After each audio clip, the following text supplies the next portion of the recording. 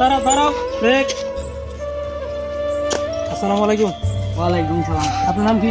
মোহাম্মদ নীরব হোসেন। মোহাম্মদ দিনুর হোসেন। বাড়ি কোন জায়গা? বাড়ি গোবিন্দপুর। গোবিন্দপুর। তো গোবিন্দপুর থেকে আপনি রাস্তা দিয়ে আসতেছেন, এই যে এলোগুলো চালাইতেছেন, এটা চালানোর নিয়ম না। জি।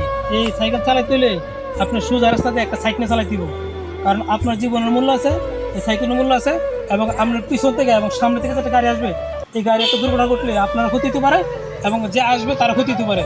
সুতরাং আপনার উচিত সোজাভাবে চালালে আপনার ক্ষতি হইবে না, যে আগে পিছিয়ে আসবে তার ক্ষতি হইবে। এখন এই সাইকেল কাটা কিনে দিছে বাবা।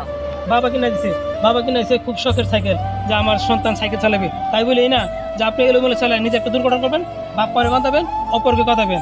আমি মনে করি আপনি সতর্কে গাড়ি চালালে আপনিও ভালো থাকবেন, আর অন্য যারা আছে তারও রাস্তায় ভালো থাকবে। এখন এই রাস্তার যে পরিস্থিতি, প্রতিনিয়তই দুর্ঘটনা করতেছে। আমি আজ থেকে ভালো হয়ে সাইকেল দৌড়াবো। ধন্যবাদ। আমি দোয়া করি আপনি ভালোই চালান, আর আপনার জন্য দোয়া থাকবে, সকলের জন্য দোয়া করি। আপনি আজকে থেকে না, আপনিও ভালো যাবেন, এবং আপনার বন্ধু বান্ধব যারা আছে সবাইকে বলবেন যেন শুধুভাবে ভালো হয়ে গাড়ি চালায়, যার কারো কোনো ক্ষতি নাও, নিজেও ভালো থাকেন, অন্যকে ভালো থাকতে দেন। হ্যাঁ জি, ওকে। তা সুযোগ চালা যান, দেখি তো আপনার চালাবে। আসলে আমাদের প্রত্যেক গার্জেনেরই এরকম সচেতন হওয়া উচিত যে আমাদের সন্তান কি করছে, কোথায় যাচ্ছে, কী বা করছে, এগুলো আমাদের সকলেই জানা দরকার। কারণ কি জানেন, আমরা আজকে যে বর্তমান সমাজের প্রেক্ষাপটে সন্তানদের হাতের মুঠি রাখা অত্যন্ত কঠিন একটা বিষয়।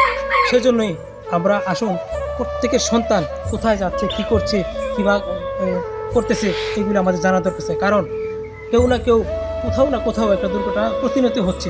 সারা বাংলাদেশে এরকম একটা দুর্ঘটনা হতেছে, আমরা মিডিয়াতে দেখতে পাচ্ছি।